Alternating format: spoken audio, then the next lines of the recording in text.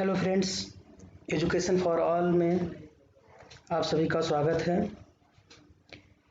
Current affair on environment के इस series में आज हम 50 MCQ विथ इम्पॉर्टेंट फैक्ट के बारे में चर्चा करेंगे, जो सभी परीक्षाओं में बहुत ही महत्वपूर्ण होने वाली है। चलिए शुरू करते हैं आज की क्लास। आज की क्लास का पहला क्वेश्चन है, निम्नलिखित पदार्थों में से यदि सबकी समान मात्रा जलाई जाए तो सर्वाधिक कार्बन डाइऑक्साइड का उत्सर्जन कौन सा पदार्थ करेगा। इसका ऑप्शन है ए प्राकृतिक गैस, बी केरोसिन, सी गैसोलीन, डी प्रोपेन। इसका सही उत्तर है ऑप्शन बी केरोसिन। दोस्तों, केरोसिन को जलाने पे सबसे ज़्यादा कार्बन डाइऑक्साइड का उत्सर्जन होता है। अगला क्वेश्चन, जैव ईंधन का क्या उद्देश्य है। ऑप्शन है ए वनों की कटाई और मिट्टी का क्षरण का मुकाबला करने के लिए, बी दुनिया को बेहतर खाद्य सुरक्षा प्रदान करने के लिए, सी जैव विविधता को संरक्षित करने के लिए, और डी इनमें से कोई नहीं। इसका सही उत्तर है ऑप्शन डी इनमें से कोई नहीं। अगला क्वेश्चन, ओजोन डे मनाने की घोषणा किस प्रोटोकॉल में हुई। इसका ऑप्शन है A Nagoya protocol, B Montreal protocol, C Geneva protocol, और डी क्योटो प्रोटोकॉल। इसका सही उत्तर है option B Montreal protocol. Important fact देखते हैं, वर्ल्ड ओजोन डे या विश्व ओजोन दिवस हर साल 16 सितंबर को मनाया जाता है। इसकी घोषणा मॉन्ट्रियल प्रोटोकॉल 1987 में हुई। अगला क्वेश्चन, राष्ट्रीय हरित कोर का क्या उद्देश्य है। इसका ऑप्शन है ए युवाओं को पर्यावरण और पारिस्थितिकी के बारे में बताना, बी पर्यावरणीय कानून बनाना, सी पर्यावरण संरक्षण, अथवा डी ए सभी। इसका सही उत्तर है ऑप्शन ए युवाओं को पर्यावरण और पारिस्थितिकी के बारे में बताना। राष्ट्रीय हरित कोर का उद्देश्य युवाओं को पर्यावरण और पारिस्थितिकी के बारे में बताना है। अगला क्वेश्चन, माधव गाडगिल पैनल ने किस क्षेत्र को पारिस्थितिक रूप से महत्वपूर्ण क्षेत्र घोषित करने का सुझाव दिया है। इसका ऑप्शन है ए पश्चिमी घाट, बी पूर्वी घाट, सी हिमालयन क्षेत्र, डी गंगा यमुना का मैदान। इसका सही उत्तर है ऑप्शन ए पश्चिमी घाट। माधव गाडगिल ने पैनल मई 2011 में पश्चिमी घाट को पारिस्थितिक रूप से महत्वपूर्ण क्षेत्र घोषित करने का सुझाव दिया है। अगला क्वेश्चन, चेचू जनजाति किस क्षेत्र में वन्य जीव की सुरक्षा से संबंधित है। जिसका ऑप्शन है ए नागार्जुन श्रीशैलम आंध्र प्रदेश, बी सिमलीपाल उड़ीसा, सी पलामू झारखंड, डी इनमें से कोई नहीं। इसका सही उत्तर है ऑप्शन ए नागार्जुन श्रीशैलम आंध्र प्रदेश। पर्यावरण मंत्रालय के बयान के अनुसार चेचू जनजाति आंध्र प्रदेश के नागार्जुन श्रीशैलम क्षेत्र में वन्य जीव के संरक्षण से संबंधित है।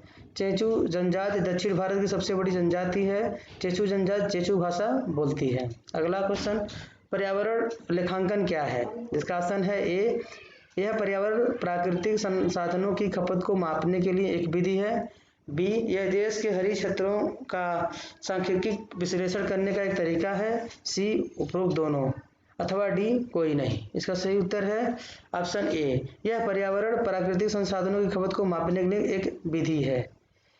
पर्यावरण लेखांकन को हरित लेखांकन भी कहते हैं। यह पर्यावरण प्राकृतिक संसाधनों की खपत को मापने के लिए एक विधि है। अगला क्वेश्चन, बिली अर्जन सिंह का नाम किस राष्ट्रीय उद्यान से संबंधित है। इसका ऑप्शन है ए जिम कार्बेट राष्ट्रीय उद्यान, बी दुधवा राष्ट्रीय उद्यान, सी कांचीरंगा राष्ट्रीय उद्यान, डी मानस राष्ट्रीय उद्यान। इसका सही उत्तर है ऑप्शन बी दुधवा राष्ट्रीय उद्यान। बिली अर्जन सिंह का जन्म 1917 में हुआ था, जो एक पूर्व शिकारी थे, किंतु एक छोटे तेंदुए के शिकार के बाद उनका हृदय परिवर्तन हो गया और उन्होंने दुधवा नेशनल पार्क की स्थापना के लिए अभियान चलाया। उन्हें 1976 और 1996 में WWF ने गोल्ड मेडल दिया। उन्हें 1995 में पद्मश्री दिया गया। उनका निधन 2010 में हुआ। अगला क्वेश्चन, राष्ट्रीय हरित प्राधिकरण की मुख्य बेंच कहाँ है। जिसका ऑप्शन है ए भोपाल, बी कानपुर, सी लखनऊ, डी इलाहाबाद। सही उत्तर है ऑप्शन ए भोपाल। राष्ट्रीय हरित प्राधिकरण की स्थापना राष्ट्रीय हरित प्राधिकरण अधिनियम 2010 में हुई। इसका उद्देश्य पर्यावरण प्रदूषण को नियंत्रित रखना। इसकी स्थापना 5 मई 2010 को हुई। इसका मुख्य कार्यालय भोपाल में है। अगला क्वेश्चन, निम्न में से क्या पौष्टिक स्तरों पर हमेशा एक खाद्य श्रृंखला में घट जाती है। इसका ऑप्शन है ए खाद्य ऊर्जा, बी संख्या, सी रसायन, डी इनमें से कोई नहीं। इसका सही उत्तर है ए ऊर्जा। ऊर्जा का पिरामिड हमेशा सीधा होता है। अगला क्वेश्चन है निम्नलिखित में जैविक उर्वरक कौन सा है। इसका ऑप्शन है ए राइजोबियम, बी एजोटोबैक्टर, सी सहजीवी संबंध अथवा डी उपरोक्त सभी। इसका सही उत्तर है ऑप्शन डी उपरोक्त सभी। इंपॉर्टेंट फैक्ट देखते हैं। जैविक उर्वरक खेती में प्रयोग किए जाते हैं। ये किफ़ायती होने के साथ ही कम प्रदूषक होते हैं। Rhizobium, azotobacters, aspergillus, penicillium, pseudomonas, bacillus फेटोरिटस, स्यूडोमोनास, राइजोबिया आदि जैव उर्वरक हैं। अगला क्वेश्चन जैविक खेती के क्या फायदे हैं। इसका ऑप्शन है ए यह किफ़ायती होते हैं, बी यह कम समय लेते हैं, सी इनमें कम मजदूरों की जरूरत होती है अथवा डी उपरोक्त सभी। इसका सही उत्तर है ऑप्शन ए यह किफ़ायती होती हैं। इंपॉर्टेंट फैक्ट देखते हैं। जैविक खेती में रासायनिक उत्पादों का प्रयोग न करके कंपोस्ट, जैविक खाद आदि का प्रयोग किया जाता है। यह किफ़ायती और कम प्रदूषक होती हैं। अगला क्वेश्चन मोबाइल फोन से उत्पन्न ई कचरे में कौन सा तत्व होता है। इसका ऑप्शन है A copper, B zinc, C iron, D lead. इसका सही उत्तर है ऑप्शन ए कॉपर। ई कचरा या ई अपशिष्ट बेकार हुए मोबाइल फोन से उत्पन्न होता है जो पर्यावरण के लिए बहुत घातक है। इसमें मुख्य रूप से कॉपर होता है। अगला क्वेश्चन पर्यावरण संरक्षण आंदोलन में सहायक पुस्तक साइलेंट स्प्रिंग के लेखक कौन थे। इसका ऑप्शन है A Pat Hutchings, B Rachel Carson, C Amrita Devi, D इनमें से कोई नहीं। इसका सही उत्तर है option B Rachel Carson. Silent Spring के लेखक रसेल कार्सन थे। यह पुस्तक 27 सितंबर 1962 को प्रकाशित हुई थी। यह पेस्टिसाइड के दुष्प्रभाव पर आधारित है।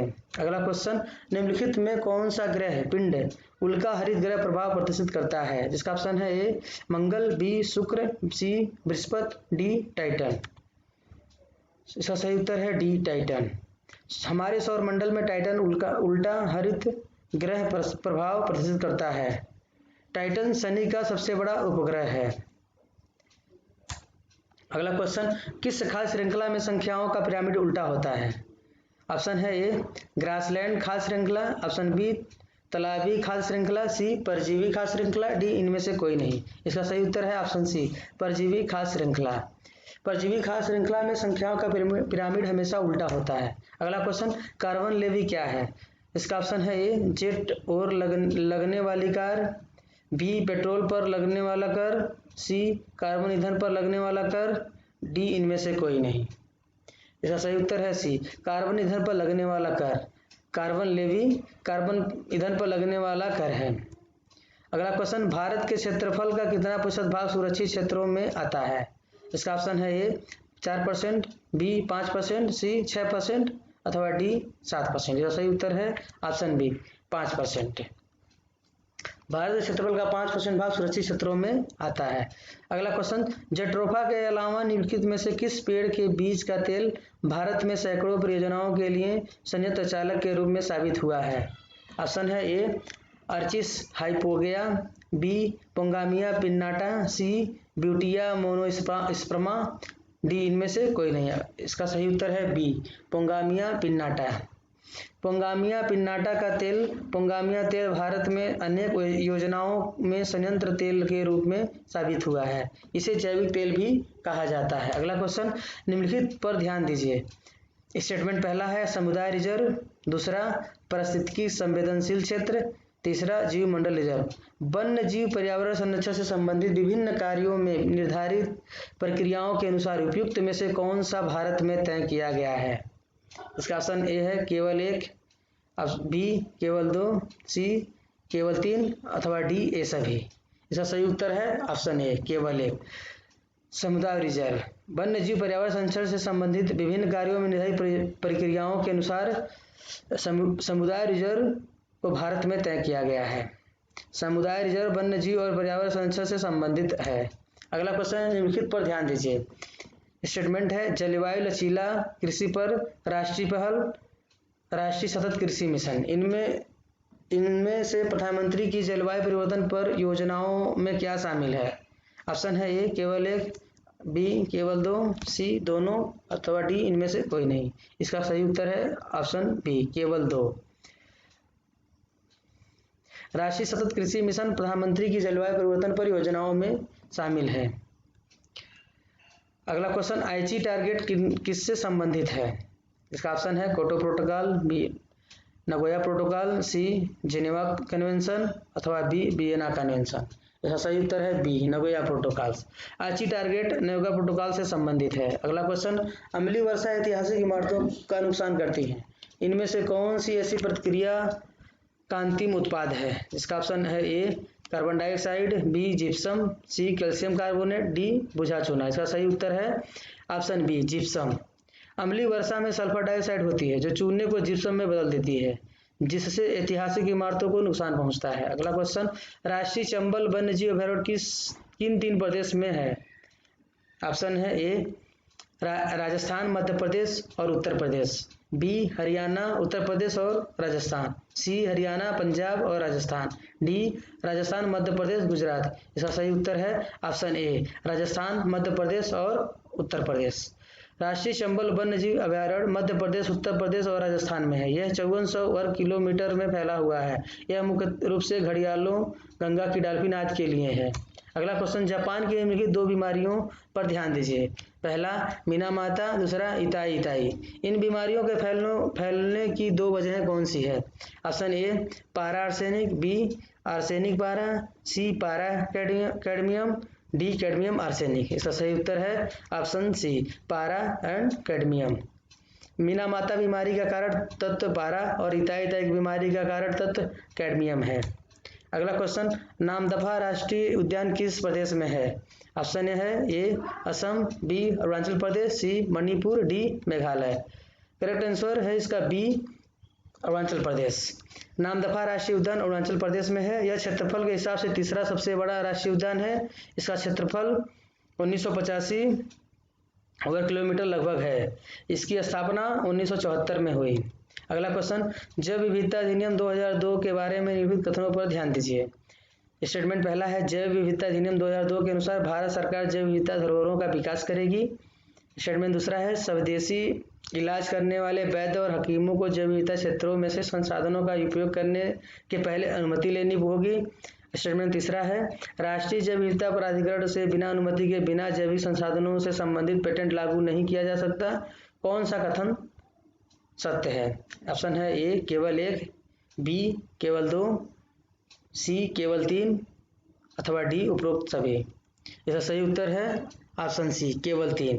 राष्ट्रीय जैव विविधता प्राधिकरण से बिना अनुमति के बिना जैविक संसाधन से संबंधित पेटेंट लागू नहीं किया जा सकता। जैव विविधता अधिनियम 2002 में पारित हुआ।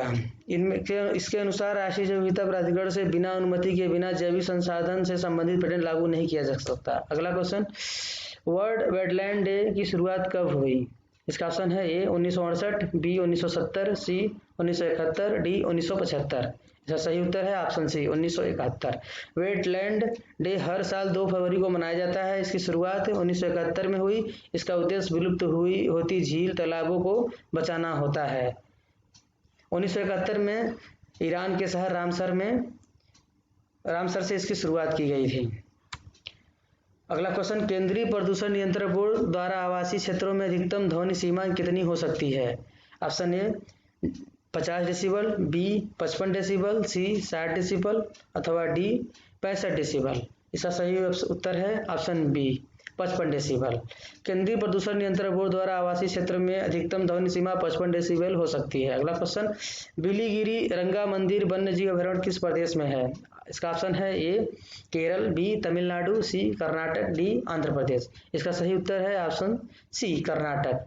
बिलीगिरी रंगा मंदिर वन्यजीव अभयारण्य कर्नाटक में है। यह 540 वर्ग किलोमीटर में फैला है। इसकी स्थापना 1974 में हुई। अगला क्वेश्चन, निम्नलिखित में से कौन सी संख्याओं के पारिस्थितिकी पिरामिड केंद्र में व्यापक है? ऑप्शन है ए ग्रासलैंड पारिस्थितिकी तंत्र, बी तालाबी पारिस्थितिकी तंत्र, सी परजीवी खाद्य श्रृंखला, डी वन पारिस्थितिकी तंत्र। इसका ऑप्शन है डी वन पारिस्थितिकी तंत्र। वन पारिस्थितिकी तंत्र पारिस्थितिकी पिरामिड के केंद्र में है। अगला क्वेश्चन, निम्नलिखित कथनों पर ध्यान दीजिए। स्टेटमेंट पहला है, वन्य जीव क्षेत्रों, रिजर्व और प्रोटेक्टेड क्षेत्रों में मनुष्यों का हस्तक्षेप लिविंग लेबोरेटरी कहा जाता है। स्टेटमेंट दूसरा है, वन्य जीव रिजर्व में किसी भी अनुसंधान की परमिशन नहीं है। कौन सा कथन सत्य है? ऑप्शन ए केवल एक, ऑप्शन बी केवल दो और ऑप्शन सी एक और दो अथवा डी कोई नहीं। इसका करेक्ट आंसर है ऑप्शन ए केवल एक।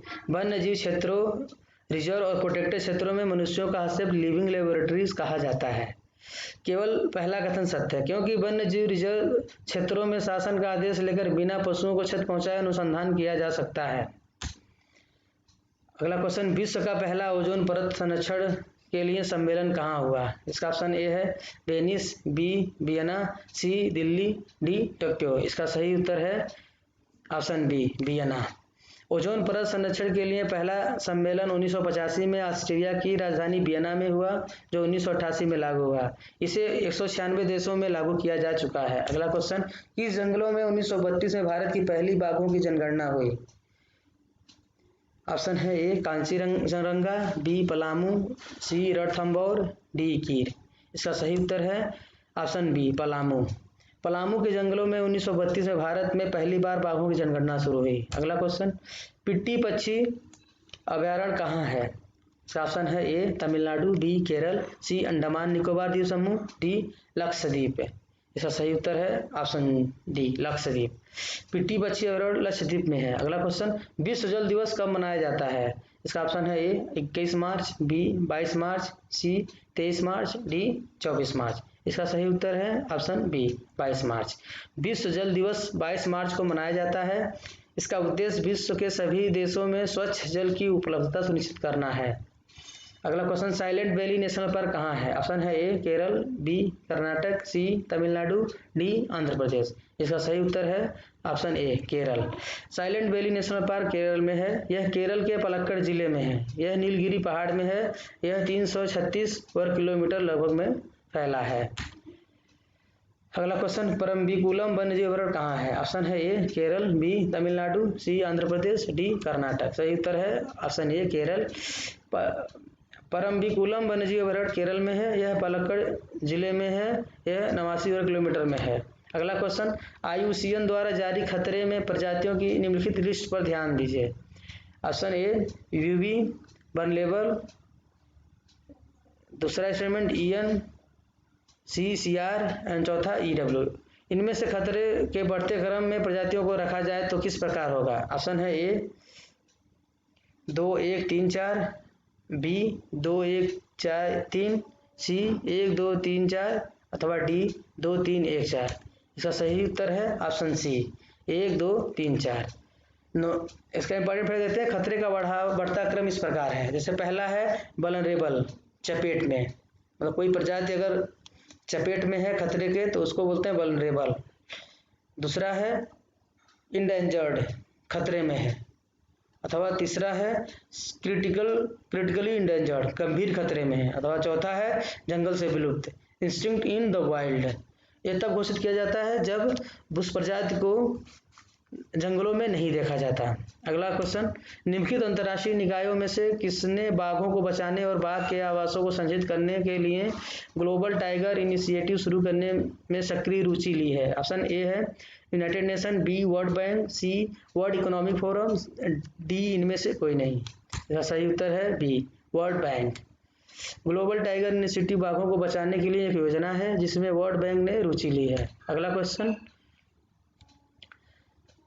तटीय विनियमन क्षेत्र CRZ के संदर्भ में निम्नलिखित बयानों पर विचार करें। स्टेटमेंट पहला है, भारत में 1991 में CRZ अधिसूचना में तटीय क्षेत्र उच्च ज्वार पर आधारित थे। दूसरा स्टेटमेंट, 2004 की स्वामीनाथन रिपोर्ट इस बात का रिव्यू करने के लिए थी कि उच्च ज्वार लाइन सर्वोत्तम अभ्यास नहीं है और कम वैज्ञानिक है। तीसरा स्टेटमेंट, CRZ अधिसूचना 2011 HTL के बजाय तटस्थ किनारों पर निर्भरता रेखा की सीमा तय की गई। इनमें से कौन सा कथन सत्य है? ऑप्शन है ए केवल एक, बी केवल 1 और 2, सी केवल 2 और 3 अथवा ऑप्शन डी उपरोक्त सभी। इसका सही उत्तर है बी केवल 1 और 2। अगला क्वेश्चन, भारत का पहला समुद्री जैव विविधता के लिए राष्ट्रीय केंद्र NCMB कहाँ है? ऑप्शन है ए जामनगर, बी नई दिल्ली, सी मुंबई, डी गांधीनगर। इसका सही उत्तर है ऑप्शन ए जामनगर। भारत का पहला समुद्री जैव विविधता के लिए राष्ट्रीय केंद्र NCMB जामनगर में है। जामनगर गुजरात का एक नगर है। अगला क्वेश्चन, जट्रोफा कर्कस कहाँ पाए जाते हैं? ऑप्शन ए यूरोप, बी उत्तरी अमेरिका, सी दक्षिण अफ्रीका, डी मध्य अमेरिका है। इसका सही उत्तर है ऑप्शन डी मध्य अमेरिका। जट्रोफा कर्कस मध्य अमेरिका का एक प्रमुख पौधा है। यह एक बड़ा पादप है जो झाड़ियों के रूप में अर्ध शुष्क क्षेत्रों में उगता है। इस पादप से प्राप्त होने वाले बीजों में 25 से 30% तक तेल निकाला जा सकता है। यह तेल कार पंखा चलाने के काम आता है। अगला क्वेश्चन, महेश रंगराजन समिति ने किस उद्देश्य के लिए वन्य जीव अधिनियम में सुधार की सिफारिश की है? ऑप्शन है ए एलिफेंट रिजर्व के लिए विधायी संरक्षण देने के लिए, बी राष्ट्रीय हाथी संरक्षण प्राधिकरण यानी ECA स्थापित करने के लिए, सी संशोधित अधिनियम के प्रावधानों के तहत हाथी कॉरिडोर स्थापित करना, अथवा डी उपरोक्त सभी। इसका सही उत्तर है ऑप्शन बी राष्ट्रीय हाथी संरक्षण प्राधिकरण नेका स्थापित करने के लिए। महेश रंगराजन समिति ने राष्ट्रीय हाथी संरक्षण प्राधिकरण स्थापित करने के लिए वन्य जीव अधिनियम में सुधार की सिफारिश की है। अगला क्वेश्चन, निम्नलिखित पर ध्यान दीजिए। आयरन, मोलिब्डेनम, मैग्नीशियम, ये 3 स्टेटमेंट दिए हैं। इनमें से क्या जैविक नाइट्रोजन फिक्सेशन में सहायक हैं? इसका ऑप्शन है ए केवल 1 और 2, बी 1 और 2 और 3, सी केवल 2, डी केवल 3। इसका सही उत्तर है ऑप्शन ए केवल 1 और 2। मतलब जैविक नाइट्रोजन फिक्सेशन में जो सहायक हैं वो हैं आपके आयरन और मोलिब्डेनम। निम्नलिखित पर ध्यान दीजिए। अगला क्वेश्चन है, निम्नलिखित पर ध्यान दीजिए। स्टेटमेंट पहला है नाइट्रोजन ऑक्साइड, दूसरा कार्बन डाइऑक्साइड, तीसरा मीथेन। इनमें से कौन धरती पर ओजोन बनाने में सहायक है? इसका ऑप्शन है ए केवल 1, 2 केवल 2, सी केवल 1 और 3, ए अथवा ऑप्शन डी ए सभी।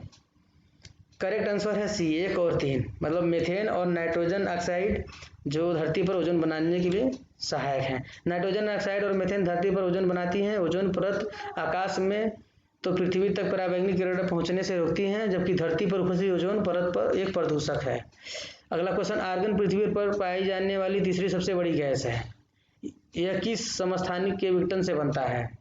ऑप्शन है ए K14, बी Ca14 अथवा सी Ca48, डी K41। इसका ऑप्शन है ए K41। आर्गन नाइट्रोजन और ऑक्सीजन के बाद तीसरी सबसे ज़्यादा पाई जाने वाली गैस है। यह 0.93% पाई जाती है। यह K14 के विघटन से बनती है। अगला क्वेश्चन, किस प्रदेश में विश्व धरोहर में शामिल टाइगर रिजर्व हैं? इसका ऑप्शन है ए असम, बी हिमाचल प्रदेश, सी उत्तराखंड अथवा डी उत्तर प्रदेश। सही उत्तर है ऑप्शन ए असम। मानस टाइगर रिजर्व असम में हिमालय की तलहटी में है। यह विश्व धरोहर में शामिल है। अगला क्वेश्चन, निम्नलिखित कथनों पर ध्यान दीजिए। स्टेटमेंट पहला, NTCA राष्ट्रीय बाघ संरक्षण प्राधिकरण एक वैधानिक निकाय है। दूसरा, NTCA की घोषणा वन्य जीव सुरक्षा अधिनियम में संशोधन के बाद हुई। इनमें से कौन सा कथन सत्य है? ऑप्शन है ए केवल 1, ऑप्शन बी केवल 2, सी दोनों अथवा डी कोई सा नहीं। यह सही उत्तर है सी दोनों ही कथन सत्य हैं। NTCA राष्ट्रीय बाघ संरक्षण प्राधिकरण एक वैधानिक निकाय है और इसकी घोषणा वन्य जीव सुरक्षा अधिनियम में संशोधन के बाद हुई। अगला क्वेश्चन और इस श्रृंखला के अंतिम क्वेश्चन, कामेंग एलिफेंट रिजर्व और देवमाली एलिफेंट रिजर्व किस प्रदेश में है? इसका ऑप्शन है ए अरुणाचल प्रदेश, बी असम, सी मणिपुर, डी मेघालय। इसका सही उत्तर है ऑप्शन ए अरुणाचल प्रदेश। कामेंग एलिफेंट रिजर्व और देवमाली एलिफेंट रिजर्व अरुणाचल प्रदेश में स्थित है। दोस्त, ये सीरीज कैसा लगा? अगर आपको पसंद आए तो please like and share and subscribe. Thank you for watching.